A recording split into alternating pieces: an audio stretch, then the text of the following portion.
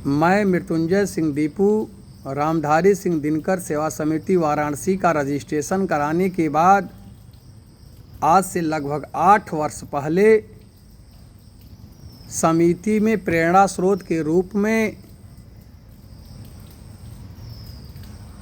आशीर्वाद देने के लिए कुंवर रघुराज प्रताप सिंह राजा भैया जी से मैं मिलने उनके आवास कुंडा गया था।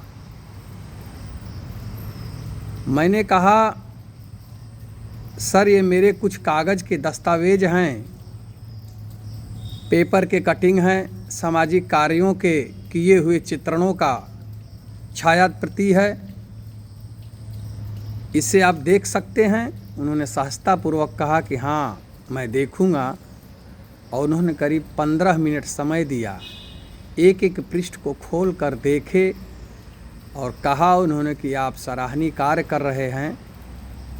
तब मैंने उनको कहा कि सर मैं रामधारी सिंह दिनकर सेवा समिति का प्रेरणा स्रोत बनाने का आपसे निवेदन करता हूं कि आप हमारे समिति में प्रेरणा स्रोत के रूप में बने, कि आपसे कुछ सीख ले करके समाज में हम समाज के प्रति सेवा का कार्य कर सकें, दिनकर जी के नामों को बढ़ाते हुए। उन्होंने सहजतापूर्वक स्वीकार किया और लिखित रूप से दिया कि हाँ मैं आपके कार्यों से प्रभावित होकर के मैं दिनकर सेवा समिति का प्रेरणा स्रोत बन रहा हूँ। और ध्यान रखिएगा इस बात का कि दिनकर जी को नामों को बढ़ाने का काम करिएगा और मेरा नाम कहीं से बदनाम ना हो, इसे भी ध्यान देने का काम करिएगा। मैंने कहा, सर जी मैं पूरी निष्ठा और ईमानदारी के साथ दिनकर जी के नाम को बढ़ाऊंगा, उनकी लिखी हुई बुकों को प्रसारित करूंगा, उनकी लेखनी को पढ़ करके लोगों के बीच में सुनाने की कोशिश करूंगा, गुनगुनाने की कोशिश करूंगा। निश्चित रूप से रघुराज प्रताप सिंह राजा भैया सनातन धर्म के ध्वजावाहक हैं, धर्म को हमेशा बढ़ाने का काम करते हैं और सर समाज को लेकर के चलने का काम करते हैं। एक हमने अपने रघुराज प्रताप सिंह का परानुपुर में कथा हो रहे राजन जी महाराज जी के मंच से एक बहुत जानकारी का शब्द बताया है, मैं आप लोगों को साझा कर देना चाहता हूं कि संत तुलसीदास जी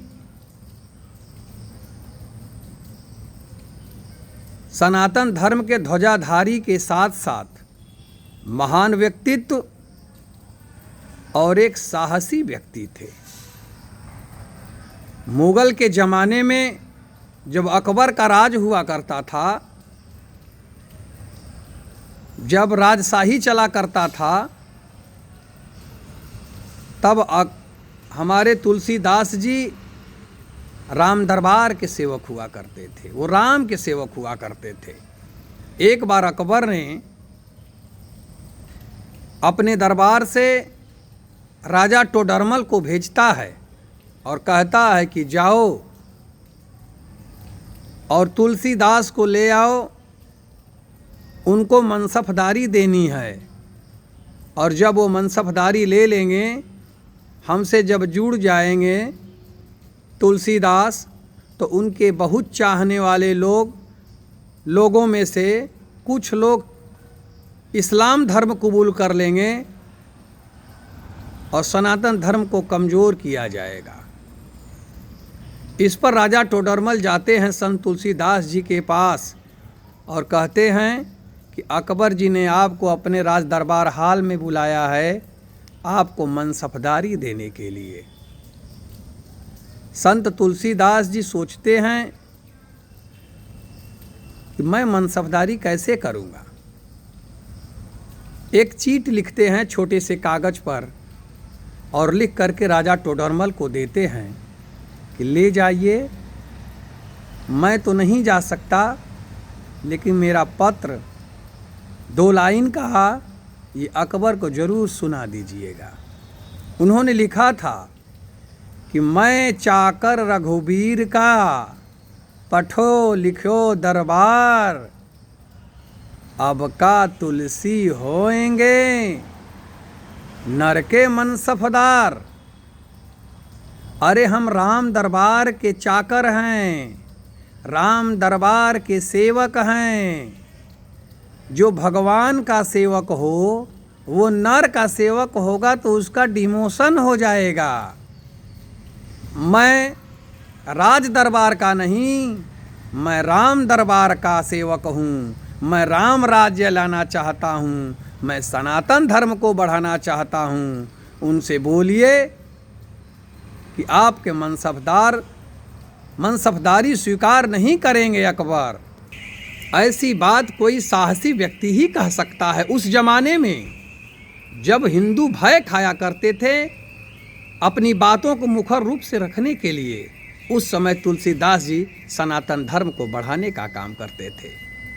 तो ऐसे ऐसे विचार को प्रस्तुत करने वाले मैं सौभाग्यशाली हूँ कि रामधारी सिंह दिनकर सेवा समिति के प्रेरणा स्रोत हैं कुंवर रघुराज प्रताप सिंह। आने वाले 31 अक्टूबर को आपका जन्मदिन है। जन्मदिन की अग्रिम शुभकामनाएं देता हूँ और श्री संकट मोचन हनुमान जी से प्रार्थना करता हूँ कि प्रभु आपको सदा सुखी और संपन्न रखें। सुनहु भरत भावी प्रबल, बिलख कहेउ मुनिनाथ। हानि लाभ जीवन मरण, जस अपजस विधि हाथ। आप सभी को सादर प्रणाम। जय हिंद, जय भारत।